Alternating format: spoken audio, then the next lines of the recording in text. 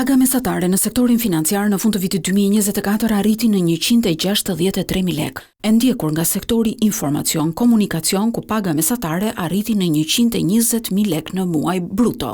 E thënë ndryshe, paga në banka, kompanitë e sigurimit apo institucionet e tjera financiare është gati sa 2 fishi i pagës mesatare.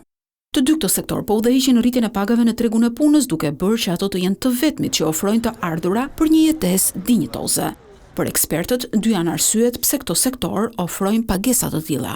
Dhe marzhi i fitimit që kanë punonësit që punojnë në këtë sektor, kryesisht në pjesën e marketing dhe shitje, që janë dhe sektor që kanë përbërjen më të lartë të atyre që punojnë në këtë industri, bën që ata të kenë dhe interesin e tyre dhe fitimin e tyre, pasi e përqendrojnë marzhin e lartë fitimit për njësi shitje shërbimi dhe jo të presin pagën në fund muaj. Por dhe sepse ardhja e tyre në Shqipëri apo strukturimi i tyre i brendshëm organizativ, skemat e incentivimit punonësve dhe format e të punuarit kanë ardhur të transferuara mbi modele bashkëkohore që vijnë nga Europa.